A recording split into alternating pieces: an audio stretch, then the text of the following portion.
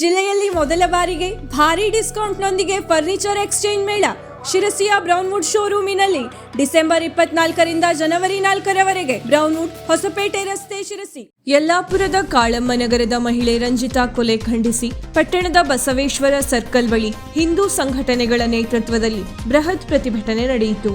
ವಿಧಾನ ಪರಿಷತ್ ಸದಸ್ಯ ಶಾಂತಾರಾಮ್ ಸಿದ್ದಿ ಮಾತನಾಡಿ, ಇದೊಂದು ಜಿಹಾದ್ ಪ್ರಕರಣ.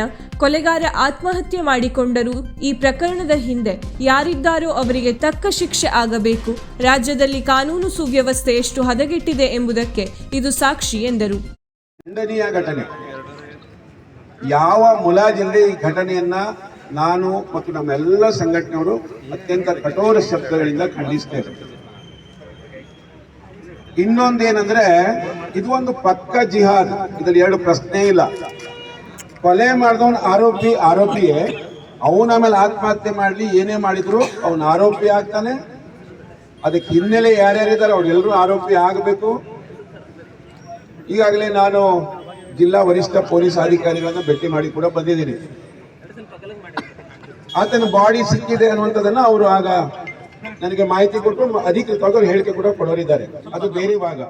ವಿಶ್ವದರ್ಶನ ಶಿಕ್ಷಣ ಸಂಸ್ಥೆಯ ಅಧ್ಯಕ್ಷ ಹರಿಪ್ರಕಾಶ್ ಕೋಣೆಮನೆ ಮಾತನಾಡಿ, ಕೊಲೆಯಾದ ಮಹಿಳೆಯ ಮಗನಿಗೆ ಊಟ, ವಸತಿ ಹಾಗೂ ಉಚಿತ ಶಿಕ್ಷಣವನ್ನು ವಿಶ್ವದರ್ಶನ ಶಿಕ್ಷಣ ಸಂಸ್ಥೆಯಿಂದ ನೀಡಲಾಗುವುದು ಎಂದು ಘೋಷಿಸಿದರು. ರಫೀಕ್ ರಂಜಿತಾಳನ್ನು ಕೊಂದು ತಾನೂ ಸತ್ತಿರುವ ಈ ಘಟನೆ ಆತ್ಮಹತ್ಯಾ ದಾಳಿಯ ಮಾದರಿ ಇದ್ದಂತೆ ಕಾನೂನಿನ ಮೂಲಕ ಮತಬ್ಯಾಂಕ್ ಉದ್ದೇಶದಿಂದ ರಾಜ್ಯ ಸರ್ಕಾರ ಹಿಂದೂಗಳನ್ನು ಹತ್ತಿಕ್ಕುವ ಕಾರ್ಯಕ್ಕೆ ಮುಂದಾಗಿದೆ. ಕಾನೂನು ಸುವ್ಯವಸ್ಥೆ ಕಾಪಾಡುವ ಪೊಲೀಸರನ್ನು ತಮಗೆ ಬೇಕಾದಂತೆ ಬಳಸಿಕೊಳ್ಳಲಾಗುತ್ತದೆ. ಈ ಕೊಲೆ ಕೇವಲ ಯಲ್ಲಾಪುರಕ್ಕೆ ಸೀಮಿತವಾದದ್ದಲ್ಲ. ರಾಜ್ಯದ ಹಿಂದೂಗಳು ಎಚ್ಚೆತ್ತುಕೊಳ್ಳದೆ ಹೋದಲ್ಲಿ ಇನ್ನಷ್ಟು ದುಸ್ಥಿತಿ ಬರುವ ಸಾಧ್ಯತೆ ಇದೆ ಎಂದರು. ಮೃತ ಮಹಿಳೆಯ ಕುಟುಂಬಕ್ಕೆ ಸರ್ಕಾರದಿಂದ ಕನಿಷ್ಠ 50 ಲಕ್ಷ ರೂಪಾಯಿ ಪರಿಹಾರ ನೀಡಬೇಕೆಂದು ಆಗ್ರಹಿಸಿದರು. ಮಾನವೀಯತೆಯ ದ್ರೋಹಿ ಪ್ರವೃತ್ತಿಗಳು ಬೆಳೀತಾ ಇರೋದರ ಪರಿಣಾಮವಾಗಿ ರಾತ್ರಿ ಬೆಳಗಾಗೋದ್ರೊಳಗಡೆ ಯಲ್ಲಾಪುರ ತಾಲೂಕು ಇಡೀ ರಾಜ್ಯದಲ್ಲಿ, ರಾಷ್ಟ್ರದಲ್ಲಿ ಪ್ರಜ್ಞಾವಂತ ನಾಗರಿಕರನ್ನ, ಇಡೀ ಹಿಂದೂ ಸಮಾಜವನ್ನ ಬೆಚ್ಚಿ ಬೀಳಿಸಿದಂತಹ ಘಟನೆಗೆ ಸಾಕ್ಷಿಯಾಗಿದೆ. ಯಾವತ್ತು ಪ್ರಾರಂಭ ಆಯಿತು, ಹೇಗೆ ಪ್ರಾರಂಭ ಆಯಿತು, ಯಾಕೆ ಯಾರು ಇದಕ್ಕೆಲ್ಲ ಕುಮ್ಮಕ್ಕನ್ನ ಕೊಡ್ತಾ ಇದ್ದಾರೆ ಅನ್ನುವಂಥದ್ದನ್ನ ಅತ್ಯಂತ ಗಂಭೀರವಾಗಿ ಯೋಚನೆ ಮಾಡಬೇಕಾದಂತಹ ಸನ್ನಿವೇಶದಲ್ಲಿ ನಾವಿದ್ದೇವೆ ಬಂಧುಗಳೇ. 2.5 ವರ್ಷದ ಹಿಂದೆ ಈ ರಾಜ್ಯದ ರಾಜಕೀಯ ಇತಿಹಾಸದಲ್ಲಿ ಅತ್ಯಂತ ಕರಾಳ ಅಧ್ಯಾಯವೊಂದು ಪ್ರಾರಂಭ ಆಯಿತು. ಸೋಷಿಯಲ್ ಮೀಡಿಯಾದ ಒಂದು ಪೋಸ್ಟ್ ಅನ್ನ ಒಬ್ಬ ದಲಿತ ಯುವಕ ಪೋಸ್ಟ್ ಮಾಡ್ತಾನೆ. ನಾವು ಅಂಬೇಡ್ಕರ್ ಅವರನ್ನ ದೇವ ಸಮಾನವಾಗಿ ಗೌರವಿಸುವಂತವರು, ಭಾರತದ ಸಂವಿಧಾನ ನಮಗೆ 2ನೇ ಭಗವದ್ಗೀತೆ ಅಂತ ಹೇಳಿ ನಾವು ಗೌರವಿಸಿದವರು ನಮಗೆ ಎಚ್ಚರಿಕೆಯನ್ನ ಕೊಡ್ತಾರೆ. ಹಿಂದೂಗಳೇ, ನೀವೇನಾದ್ರೂ ದಲಿತ ಯುವತಿಯ ಹೆಸರಿನಲ್ಲಿ ನೀವು ಹಿಂದುತ್ವದ ಪ್ರದರ್ಶನವನ್ನ ಮಾಡೋದಕ್ಕೆ ಹೊರಟ್ರೆ ನಾನು ಆ ಪದವನ್ನ ಬಳಸೋದಿಲ್ಲ, ನಿಮಗೆ ಯಾವುದರಲ್ಲಿ ಹಾರವನ್ನ ಹಾಕ್ತೇನೆ ಅಂತ ಹೇಳಿ ಒಬ್ಬ ಯುವಕ ಇವತ್ತು ಪೋಸ್ಟ್ ಮಾಡ್ತಾನೆ. ಆ ಯುವಕನಿಗೆ ನಾನು ಇಲ್ಲಿ ಹೇಳೋದಕ್ಕೆ ಬಯಸ್ತೇನೆ ಬಂಧುಗಳೇ, ನಾಳೆ ನಿನ್ನದೇ ಪತ್ನಿ, ನಿನ್ನದೇ ತಂಗಿ, ನಿನ್ನದೇ ಅಕ್ಕ ಇವರ ಮೇಲೆ ಈ ರೀತಿಯಾದಂತಹ ಬರ್ಬರ ಕೃತ್ಯಗಳು ನಡೆದಾಗ ನಿನಗೆ ಅರ್ಥ ಆಗುತ್ತೆ. ಬಿಜೆಪಿ ಮುಖಂಡ ಅನಂತಮೂರ್ತಿ ಹೆಗಡೆ ಮಾತನಾಡಿ, ಇಂತಹ ಘಟನೆಗಳು ನಡೆದಾಗ ತಕ್ಷಣ ಆರೋಪಿಗೆ ಶಿಕ್ಷೆಯಾದರೆ ಕುಕೃತ್ಯಗಳನ್ನು ಮಾಡುವವರಲ್ಲಿ ಭಯ ಮೂಡುತ್ತದೆ. ಸರ್ಕಾರದ ಅಭಯ, ಮತಬ್ಯಾಂಕ್ ರಾಜಕೀಯದ ಕಾರಣಕ್ಕೆ ದುಷ್ಕರ್ಮಿಗಳು ಯಾವ ಭಯವಿಲ್ಲದೆ ಮೆರೆದಾಡುತ್ತಿದ್ದಾರೆ ಎಂದು ಆಕ್ರೋಶ ವ್ಯಕ್ತಪಡಿಸಿದರು.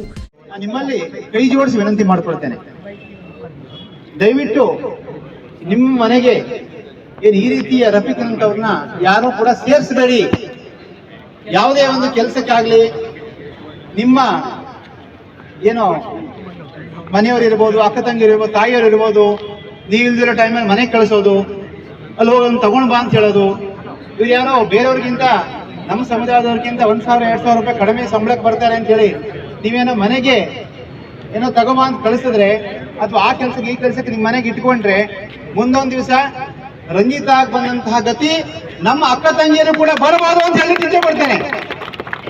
ಇವತ್ತೇ ನಾವು ಜಾಗೃತರಾಗಬೇಕು. ಯಾರನ್ನ ಎಲ್ಲಿಡಬೇಕು ಅಲ್ಲಿ ಇಡಬೇಕು ಅನ್ನೋದು ಕೂಡ ನನ್ನ ಒಂದು ತಮ್ಮಲ್ಲಿ ಕೈ ಮುಗಿ ಕೇಳುವಂಥದ್ದು. ಮತ್ತೆ ನಮ್ಮ ಕಾನೂನು ಅಷ್ಟೊಂದು ದುರ್ಬಲವಾಗಿದೆಯಾ? ಎಲ್ಲರಿಗೂ ಕೂಡ ಗೊತ್ತಿರುವಂತಹ ವಿಚಾರ. ನೇರವಾಗಿ ಕ್ಯಾಮ್ರಾದ ರೆಕಾರ್ಡ್ ಆಗಿದೆ, ಅವನೇ ಕೊಂದಿದ್ದಾನೆ ಅನ್ನುವಂಥದ್ದು. ಯಾವ್ಯಾವಾಗ ತಪ್ಪಾಗತ್ತೋ ಆಗ ಅವರಿಗೆ ತಕ್ಷಣ ಶಿಕ್ಷೆ ಆದಾಗ ಮಾತ್ರ ಬೇರೆಯವ್ರಿಗೆ ತಪ್ಪು ಮಾಡಬಾರ್ದು ಅನ್ನುವಂತಹ ಬುದ್ಧಿ ಬರ್ತದೆ. ಅದೇ ನೀವು ನೋಡಿ, ಗಲ್ಫ್ ಕಂಟ್ರಿಗಳಲ್ಲೆಲ್ಲ ಏನಾದ್ರು ತಪ್ಪು ಮಾಡಿದ್ರೆ 1 ತಿಂಗಳ ಒಳಗಡೆ ಅವರ ಸರ್ಕಲಲ್ಲಿ ನಿಲ್ಲಿಸಿ ಕಾಲು ಕಡಿಯೋದು, ಕೈ ಕಡಿಯೋದು, ಈ ರೀತಿಯ ಸಾರ್ವಜನಿಕವಾಗಿ ಮಾಡಿದಾಗ ಯಾರೂ ಕೂಡ ತಪ್ಪು ಮಾಡಬಾರ್ದು ಅನ್ನುವಂಥ ಭಯ ಬರ್ತದೆ. ನಮ್ಮಲ್ಲಿ ಏನಾಗಿದೆ ನೋಡಿ, ಏನು ತಪ್ಪು ಮಾಡಿದ್ರು ಕೂಡ ನಾವು ಈಸಿಯಾಗಿ ಆಚೆ ಬರ್ಬೋದು. ಸರ್ಕಾರದ ರಕ್ಷಣೆ ಇದೆ, ವೋಟ್ ಬ್ಯಾಂಕ್ ರಾಜಕೀಯ, ಇದರಿಂದಾಗಿ ಅವರಿಗೆ ಒಂದು ರೀತಿಯ ಕುಮ್ಮಕ್ ಬರ್ತದೆ ಅನ್ನೋದು ನನಗನ್ಸುತ್ತೆ. ವಿವಿಧ ಹಿಂದೂ ಸಂಘಟನೆಗಳ ಪ್ರಮುಖರಾದ ರಾಮು ನಾಯ್ಕ್, ಶ್ಯಾಮಿಲಿ ಪಾಟಣ್ಕರ್, ಪ್ರಸಾದ್ ಹೆಗಡೆ, ಗೋಪಾಲ್ ಕೃಷ್ಣ ಬಗನಗದ್ದೆ, ನಾಗೇಶ್ ಪತ್ತಾರ್, ಗಜಾನನ್ ನಾಯ್ಕ್ ತಳ್ಳಿಕೇರಿ, ಎಸ್ಎನ್ ಭಟ್ ಏಕಾನ, ವೆಂಕಟರಮಣ್ ಬೆಳ್ಳಿ, ಉಮೇಶ್ ಭಾಗವತ್, ಚಿದಾನಂದ್ ಹರಿಜನ, ಜಗನ್ನಾಥ್ ರೇವಣ್ಕರ್, ಲೋಕೇಶ್ ಪಾಟಣ್ಕರ್ ಮುಂತಾದವರು ಮಾತನಾಡಿ ಘಟನೆಯನ್ನು ಖಂಡಿಸಿದರು. ಪ್ರತಿಭಟನಾಕಾರರಿಂದ ಮನವಿ ಸ್ವೀಕರಿಸಿದ ಎಸ್ಪಿ ದೀಪನ್, ಉಪವಿಭಾಗಾಧಿಕಾರಿ ಕಾವ್ಯಾರಾಣಿ ಪ್ರತಿಕ್ರಿಯಿಸಿ, ಆರೋಪಿ ಆತ್ಮಹತ್ಯೆ ಮಾಡಿಕೊಂಡರು, ಪ್ರಕರಣದ ತನಿಖೆ ಪೂರ್ಣವಾಗಿ ಮಾಡಲಾಗುವುದು, ಮೃತರ ಕುಟುಂಬಕ್ಕೆ ಹೆಚ್ಚಿನ ಪರಿಹಾರ ನೀಡುವ ಪ್ರಯತ್ನ ಮಾಡಲಾಗುವುದೆಂದು ಈ ವೇಳೆ ಭರವಸೆ ನೀಡಿದರು. 3-4 ದಿನಗಳ ಹಿಂದೆ ರಾಮು ನಾಯಕರು ವಿಶ್ವ ಹಿಂದೂ ಪರಿಷತ್ ನೇತೃತ್ವದಲ್ಲಿ ಎಲ್ಲರೂ ಸಹಿತ ಬಾಂಗ್ಲಾದೇಶದಲ್ಲಿ ಆಗ್ತಾ ಇರತಕ್ಕಂತ ನರಮೇಧದ ಬಗ್ಗೆ ನಾವೊಂದು ಕೂಗನ್ನು ಕೇಳ್ತೇವೆ. ಕಾರಣ ಬಾಂಗ್ಲಾದೇಶದಲ್ಲಿ ನರಮೇಧ ಆಗ್ತಾ ಇದೆ, ಯಲ್ಲಾಪುರದಲ್ಲಿ ಒಂದು ಅವೇರ್ನೆಸ್ ಕ್ರಿಯೇಟ್ ಆಗಲಿ, ಹಿಂದೂ ಬಾಂಧವರ ಮೇಲೆ ರಕ್ಷಣೆ ಇರಲಿ, ಸೂಕ್ತ ಬಂದೋಬಸ್ತ್ ಆಗಲಿ ಹೇಳುವಂತ ಪ್ರಶ್ನೆ ಮತ್ತು ಆ ಸಂಘಟನೆಯ ಒಂದು ಸಂಕಲ್ಪ ಆಗಿದೆ. ಅದಾದ ಕೇವಲ 3 ದಿನಗಳಲ್ಲಿ ಈ ರೀತಿ ಹಾಡು ಹಗಲೇ ಯಲ್ಲಾಪುರದಲ್ಲಿ ಒಂದು ಮಹಿಳೆ ಮೇಲೆ ಕಗ್ಗೊಲೆ ಆಗ್ತದೆ ಹೇಳುವಂತದ್ದಾದ್ರೆ, ಅದು ಕೋಳಿಯನ್ನ ಯಾವ ರೀತಿ ಕತ್ತರಿಸ್ತಾರೋ ಆ ರೀತಿ ಕುತ್ತಿಗೆಯನ್ನ ಕತ್ತರಿಸಿದ್ದಾರೆ. ಇದು ನೀಚತನದ ಕೃತ್ಯ.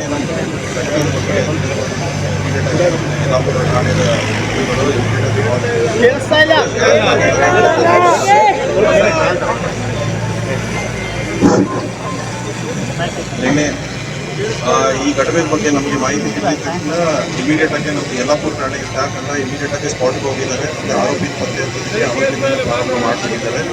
ಸೊ ಅದು ನಮಗೂ ಕೂಡ ತಿಳಿದುಕೊಂಡ ತಕ್ಷಣ ನಾವು DSP ಠಾಣೆ ಎಕ್ಸ್ಟ್ರಾ ಆಫೀಸರ್ಸ್ ಎಲ್ಲ ಕಳಿಸ್ಕೊಂಡಿದ್ದೀವಿ. ಯಲ್ಲಾಪುರ ಠಾಣೆಯಲ್ಲಿ ಮಾಡಿರೋ ಎಲ್ಲರೂ ಕೆಲಸ ಮಾಡಿದವರು ಕೂಡ ನಾವು ಇಲ್ಲಿ ಠಾಣೆಗೆ ಪ್ರಕರಣ ನಡೆದಿದೆ ಅಂತ ಸಮಯದಲ್ಲಿ ನಾವು ಪಬ್ಲಿಕ್ ಆಪರೇಷನ್ ಫಾರೆಸ್ಟ್ ನಾವು ಕೌಂಟಿಂಗ್ ಮಾಡಿದ್ದೀವಿ. ರಾತ್ರಿ ಕೂಡ ಸಹ ಎಲ್ಲ ಸ್ಟಾಫ್ ಎಲ್ಲ ಕೌಂಟಿಂಗ್ ಮಾಡಿದ್ದೀವಿ. ಅದೇ ಸಮಯದಲ್ಲಿ ಅವ್ರು ಎಲ್ಲೇ ಪಲಾನೆ ಆಗಿದ್ರೆ ಯಾರ್ಯಾರು ಸಂಪರ್ಕ ಮಾಡ್ಬೋದು ಅದು ಕೂಡ ನಾವು ಈಗ ಇದ್ದೀವಿ. ಎಲ್ಲರೂ ಅವ್ರಿಗೆ ಸಪೋರ್ಟ್ ಮಾಡೋದಿದ್ವಿ, ಅದು ಯಾವುದೇ ಆಗಿರೋದು ಕೂಡ ಅವ್ರಿಗೂ ಮೇಲೆ ಇದು ಮಾಡ್ತಾ ಇದ್ರಿ. ಸೊ ಅವಾಗ ನಮ್ಮದು ಕಂಟಿನ್ಯೂಸ್ ಸತತವಾಗಿ ಈ ಅವರ ಬಾಡಿ ಕೂಡ ಹೆಂಗೆ ಪೊಸಿಷನ್ ಇದೆ. ಸೊ ಇದರಲ್ಲಿ ನಮಗೆ ಡಾಕ್ಟರ್ ಕೂಡ ಇದರಲ್ಲಿ ನಾವು ಇನ್ನೂ ತನಿಖೆ ಪೂರ್ಣವಾಗಿ ಕೈಗೊಂಡು ಯಾರೇ ಅವ್ರಿಗೆ ಏನಾದರೂ ಪಾತ್ರ ಇದ್ದರೆ ನಾವು ಅವ್ರನ್ನ ಕಾನೂನು ಪ್ರಕಾರ ನಾವು ವೀಕ್ಷಕ ಮಹಾಪ್ರಭುಗಳೇ, ನಮ್ಮ ಚಾನಲ್ ಅನ್ನು ಸಬ್ಸ್ಕ್ರೈಬ್ ಮಾಡಿ, ಶೇರ್ ಮಾಡಿ, ಪ್ರೋತ್ಸಾಹಿಸಿ.